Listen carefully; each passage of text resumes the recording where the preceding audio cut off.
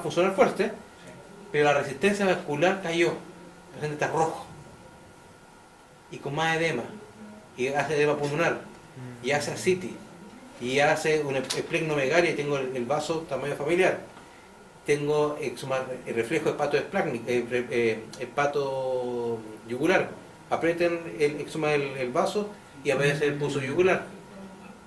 ¿Qué significa? Es un paciente séptico clásico, que un paciente con precarga normal, porque lo estabilizaste, la normalizaste, pero tengo un débito sistólico aumentado con una resistencia vascular disminuida, que era lo que vivimos acá, con precarga caída, o sea, resistencia caída, con débito cardíaco normal o aumentado, compensatoriamente, y con débito sistólico tratando de aumentar. Profe, ¿eso es lo que usted diría que se encharca?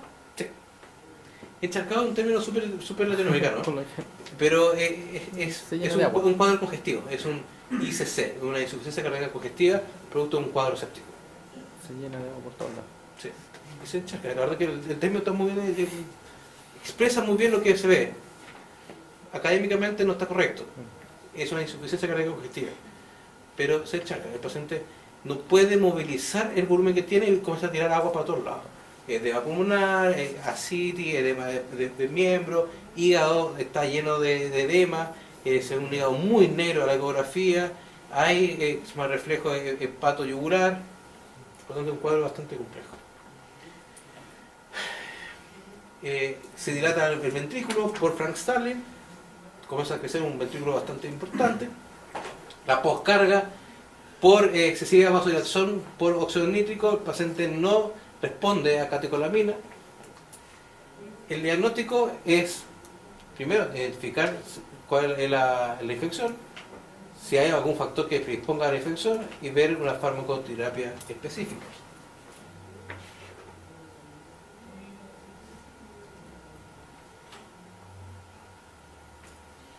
¿Cómo ve al paciente séptico? Un paciente que normalmente está hipoténoso, un paciente que tiene depresión desde el punto de vista neurológico, hay anorexia, leucocitosis con dirección a la izquierda, vasoconstricción muchas veces, paciente blanco, tengo coagulopatías y puede tener fallas sistémicas graves.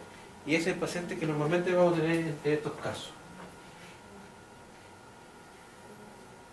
¿Qué debo hacer con estos pacientes? Muchas veces radiografía y ecografía son muy útiles. Si hay líquido en cavidades, sacar ese líquido y analizarlo.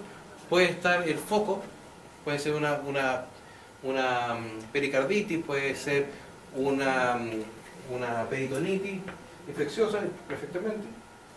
Si no encuentra el foco, el 40% de los focos de infección en animales están en el pulmón, el 20% en sangre, el 20% en abdomen y el 15% en urinario.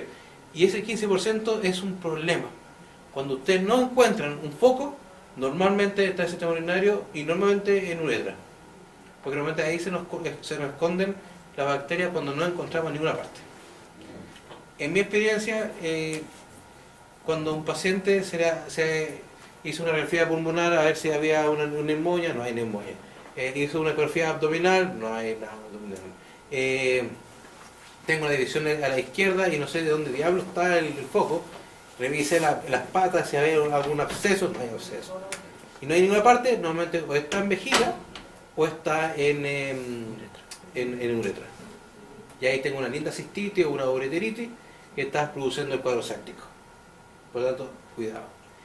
Otra cosa importante, algo que la verdad que lo revisé hoy día, de un paper que salió hoy día del JAMA. JAMA es una muy buena revista en veterinaria, tanto mayor como menor. Siempre recomiendo que lo lean. No se queden solamente con lo que ven en las ponencias de los colegas, siempre lean un poco más. JAMA es el número de ahora, de octubre, sale la frecuencia de diagnóstico ecográfico de colegio de hepatitis supurativa en gato ecográfico, y es menos del 10%. O sea, lo más probable es que una vesícula con un cuadro infeccioso en vesícula no sea diagnosticada ecográficamente. Y la única indicación, o sea, la única forma de diagnóstico es funcionando la vesícula, sacando bilis y haciendo un cultivo de bilis. Es la única forma de hacer el diagnóstico. Si quieren, te paso el paper, la verdad que lo leí hoy día temprano en la mañana con mi desayuno y estaba muy entretenido. Y es muy, muy útil, porque muchas veces uno le crea demasiado a la ecografía y hay algunas cosas que a la ecografía se le va. Por ejemplo, diagnosticar una coneja hepatitis supurativa, que yo pensaba que era perfectamente diagnosticable con ecografía, aparentemente no lo es tanto. Y salió este mes el número. Así que en gato y perro, en perro se diagnosticó un poco más, pero en gato dijo, si tiene dudas, si usted piensa que puede haber una coneja hepatitis supurativa, saque Billy, pinche. Hay bajo rate, bajo frecuencia de complicaciones y una alta sensibilidad en caso de haber infección. Con ecógrafos pinchan la vesícula, sacan Billy y mandan a cultivar.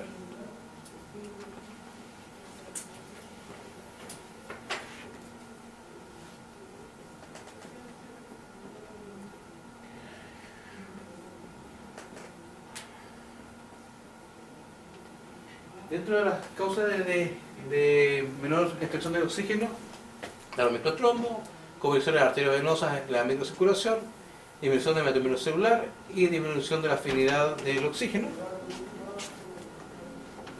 Y llegamos a cómo reanimar a estos pacientes. ¿Cómo reanimar a los pacientes?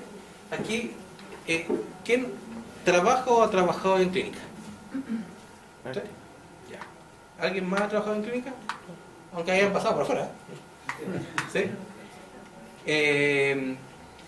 En general, durante muchísimo tiempo, todos los que trabajamos en emergencia hablábamos que uno ocupaba la velocidad de shock de fluidoterapia, que era 90 mkh en perro y 60 mkh en gato.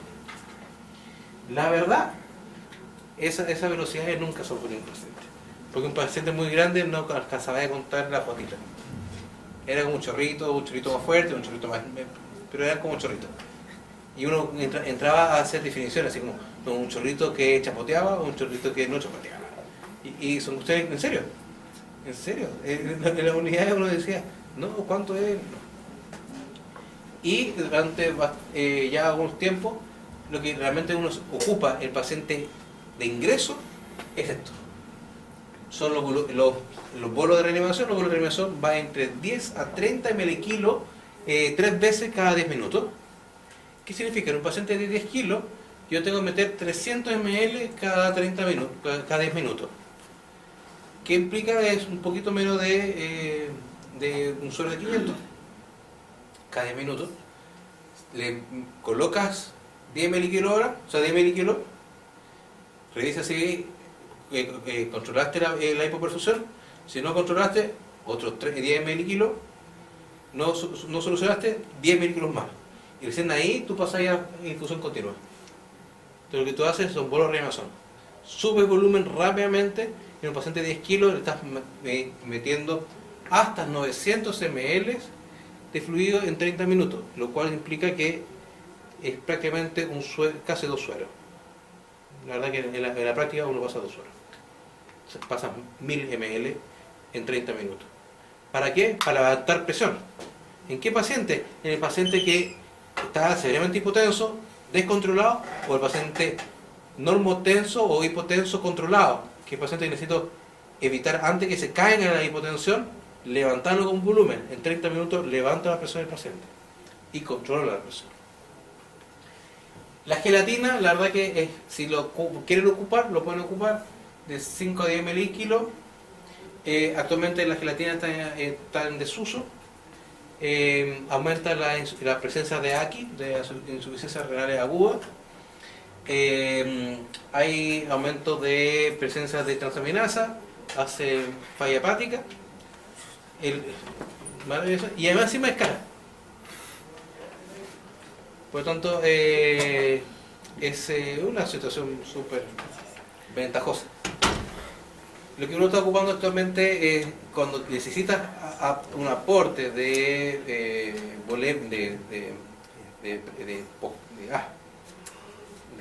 presión oncótica, es albúmina sintética, que es el Voluver, que puede ser isodórica o hipertónica, el volumen isotónico es el azul, el hipertónico el HTC, que es el rojo. En caso de querer ocupar una seminatural, puede ser albúmina alfa humana, que es albúmina, pero sintética, humana, y desgraciadamente no tenemos disponibilidad de plasma, que sería aquí sí. Poder disponer de plasma fresco, congelado, de un perro para darle a otro perro, para poder aumentar la presión oncótica.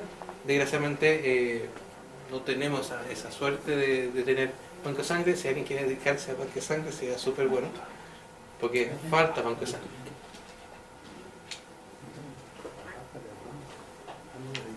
Una consulta con respecto a lo que me han escuchado comentar es que hay un rechazo de que los anticuerpos de los animales. Eso ¿Efectivo? Sí, efectivo. es muy alto, bajo. A mí me pasó una vez. No. En un cachorro, mira, yo la albúmina, la verdad que al principio le tenía medio recelo, porque además que es re cara. Sale como 30 lucas en la bombonita. Y puede ocupar en un perro perfectamente 3, 4 bombonitas en un perro grande. Yo lo ocupé durante bastante tiempo en pacientes con parvovirus, anda región. En un paciente me hizo reacción. Y lo controláis como cualquier cuadro de anafilaxis. Acuérdense de la anafilaxis, el uso de corticoides es cuando el cuadro está muy suavecito. Cuando el paciente hace shock anafiláctico de frentón, el tratamiento es el uso de epinefrina, no dexametasona. Por lo tanto, lo que uno normalmente hace, cuando ves que está bien el cuadro, puedes poner dexametasona, pero si el paciente no revierte con dexametasona, necesita colocarle epinefrina o adrenalina. ¿Para qué? Para contrarrestar la vasodilatación que hace el cuadro anafiláctico, para evitar que se vasodilate el paciente y baje la apocarga. Profe, en la clínica donde hice la práctica usan almidón como expansor. Volumen. Claro, y ese también es una provoca Maravilloso. rechazo. No, exquisito.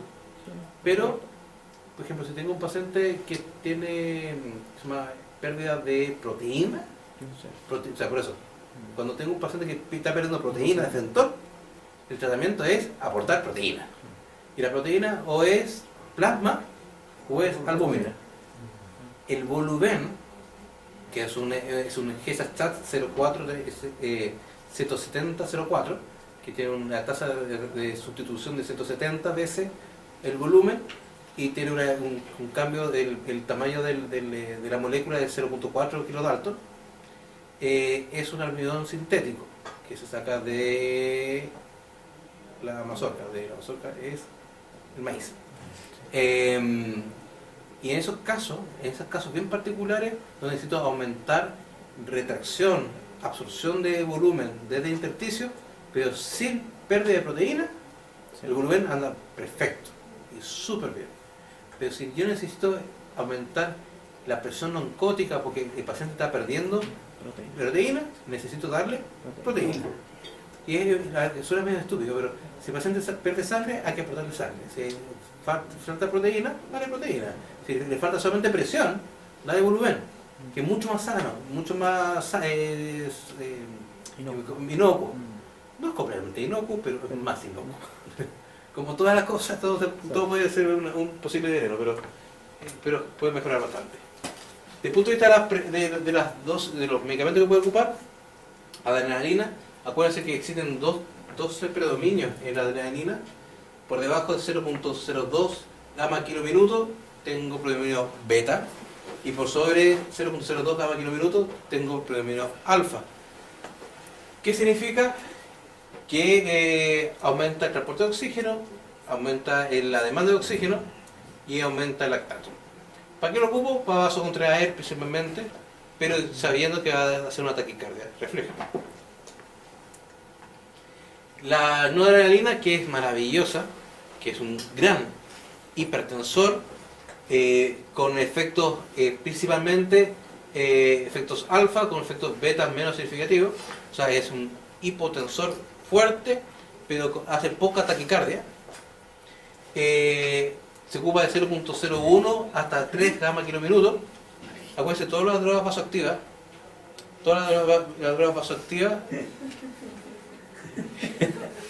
Puro mangi, ¿no? Para allá. sí, esta cuestión parece FedEx. Sí, esto es como Amazon. Acuérdense que todas las drogas vasoactivas son en fusión continua. Ninguna droga vasoactiva es en bolo. ¿Por qué? Porque las vías medias duran 30 segundos, 1 minuto y medio, duran nada. Tú lo colocaste, dio una vuelta y ya está muerta esa proteína, ese medicamento. Por lo tanto, son drogas vasoactivas que son infusiones continuas, siempre. Cuando hablo de gamma, es microgramos, MSG, por si acaso. Gamma kilo minuto, que es la unidad que uno ocupa, es MSG. MSG kilo minuto. Microgramos kilo minuto. Y la dosis que uno ocupa va de 0.01 hasta 3 gamma kilo minuto y uno titula por PAM. ¿Qué significa? Yo pongo la dosis que logra tener una presión arterial media normal. ¿Y cuánto? 65. De 65 milímetros de mercurio hacia arriba de presión arterial media, mantengo la perfusión cerebral, miocárdica, coronaria y renal estable. Por debajo de 65 hay paro renal. Bajo 55 hay pérdida del automatismo de flujo sanguíneo cerebral. Y bajo 50 hay pérdida de la perfusión coronaria. Por lo tanto, bajo 50 el paciente está muerto. Por lo tanto, uno cuando te llega un paciente y te llega así, no, está un poco decaído el perrito, y está en 55, tú sabes que el paciente está ahí, está al borde del abismo antes de caer a la hipoperfusión y caerse en coma. Y lo tienes que sacar rápido. La noradrenalina es muy eficiente, es cara sí, pero muy eficiente. El Leofet. Como Boba Fett, pero Leofet. Fenilefrina es un cacho encontrarla, es maravillosa porque es un alfa puro, pero como es muy adictiva, la gente lo ocupó de forma no muy lícita, con otros fines no médicos. ¿Qué hace? ¿Qué? Recreación. El efecto clásico de la jarabe de la tos era porque venía con fenilefrina. Entonces taquicardia. A la gente que hace ejercicio, cosas así, que ahora toman cafeína y para mejorar el rendimiento, antiguamente se tomaban fenilefrina. Y quedan duros como para... Entonces el ejercicio de 3 horas lo hacen en 20 minutos. ¿En serio? Pero Sí, hace también sí, los infartos. efecto. Hace también los infartos y las taquicardias y las fibrilaciones ventriculares en deporte. Entonces, no se puede. Dopamina es lo que más se ocupa por riesgo veterinario, porque es un poco más asequible, no es caro, sale como 2,5 lucas en la cajita, no es para nada caro. La lata es que necesita tener botiquín de fármacos.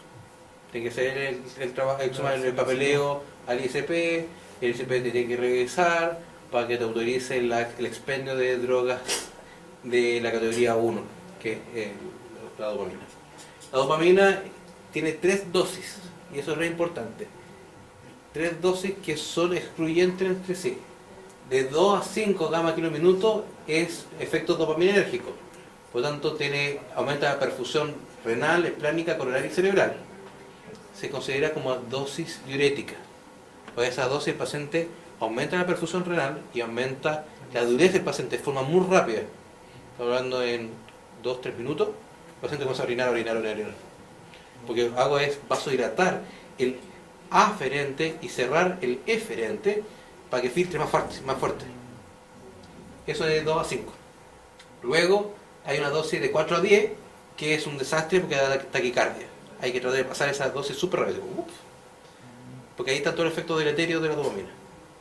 Y ya cuando llegas a sobre 10 hay el predominio alfa, que es vasoconstrictora con un leve aumento de la presión arterial, con mejora del gasto cardíaco, y ahí es su efecto vasoconstrictor que uno ocupa. Generalizado. Por lo tanto, esa dosis intermedia de 4 a 10 uno trata de evitarla porque normalmente ahí aparecen las taquicardias y aparecen también las arritmias. ¿Y no se puede compensar con otra cosa? Que si tu objetivo es vasocontraer, aumentar presión, comenzar de 10 para arriba. Ya. O sea que si está más crítico, parto con 10. O sea, si quieres subir presión, si tu objetivo es subir presión, tienes que partir de 10 para arriba. El tema es cuánto se demora en llegar a la dosis. Exacto. perfecta. Si te vas muy lento, así, cuando son las máquinas antiguas sobre todo, te demoras un rato y haces la taquicardia anterior. Entonces, antes de ver la vasoconstricción, ve la taquicardia del paciente. Cuando son las máquinas modernas de infusión automática, la verdad es que se demoran 4 segundos. Y el efecto que tú ves en dopamina se demoran, con suerte, unos 30 segundos. O sea, tú subes dopamina, la presión, falta un poco más, ya está. Es como jugar como Tetris. Sí. Ya, ¿cuánto le falta? 2 puntos, ¿ya? Entonces va a ir a la maquinita, ya, subir 2 puntos. Y de ahí, ya, falta 2 puntos, ya, está muerto. Es una lata porque cuando el paciente no es séptico, es súper fácil, súper fácil. Cuando es séptico y ya hay vasoplegia y no está contrayendo, ahí tiene que comprar dopamina, dobutamina, norepinefrina, epinefrina, fluido y cruzar los dedos, rezar a todo lo que conocía, llamar a tu abuelita, y comienza a rezar. Saque el rosario. Saque el rosario. ¿Qué tomas para que esté seguro? ¿Para qué? Para lograr al menos 65 milímetros de mercurio de PAM, de arterial media. Sobre 65 hay vida. Bajo 65 comienza a haber muerte renal, cerebral, coronaria. Inotrópica. Nunca confundan dobutamina con dopamina. Dobutamina es inotrópica. Dopamina es vasoconstrictora. La dobutamina es para aumentar la fuerza contráctil cuando el gasto cardíaco es inapropiado, pero con una presión arterial normal. ¿Qué significa? Si el paciente tiene hipotensión y se le ocurre darle dobutamina sin corregir la hipotensión, el paciente se hipotensa más. Porque este paciente periféricamente es un alfa 1 beta 2, es un vasodilatador. Por lo tanto, este medicamento se puede dar solamente en pacientes normotensos o con presiones normalizadas. Jamás con pacientes hipotensos, porque lo voy a hipotensar más.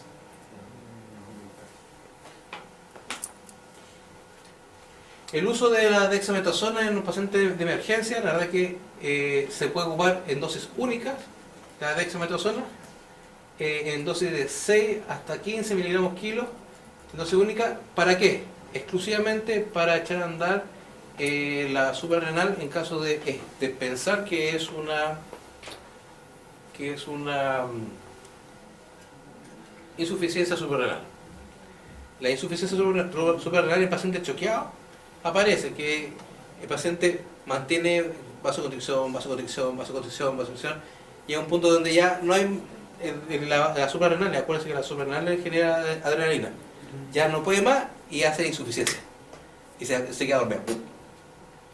Y la única forma de despertarla de nuevo es darle una dosis gigante de un esteroide, como un cachapán arriba, para que como que, volví.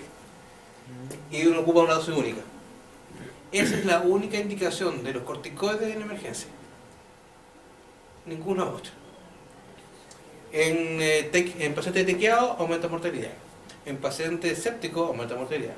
En pacientes con anafilaxis, con shock anafiláctico no sirve para nada. En pacientes con un cuadro alérgico o reacción adversa a un medicamento inicial sirve, pero un shock séptico o un shock anafiláctico donde hay una vasodilatación severa con compensación de vasoconstricción, o sea, de precarga y vasoconstricción con taquicardia y taquipnea, ese paciente necesita epinefrina, necesita contrarrestar la vasodilatación. Y para eso lo que uno ocupa normalmente aquí es la fluorocortisona, la hidrocortisona, que son más cortas, más rápidas. Si no tienes nada de eso, dexametasona. Pero si yo no le pongo dexa y pongo epinefrina al tiro.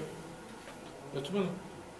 Pero normalmente esta dosis se ocupa pensando en un RIA, en una insuficiencia suprarrenal. ¿Y por qué no aparecen las dosis en ese caso? ¿Por qué no se usan normalmente? Por ejemplo, de hidrocortisona, fluorocortisona. Seguramente más, de 6 a 15. Ah, ya. Se repite. 6 a 15. La única diferencia es la metilprednisolona, que es de día 30. Ya. También en dosis única. Enfrentó lo que es pegarle una dosis de corticoide al que fue corticoide para que ya despierta. Ya.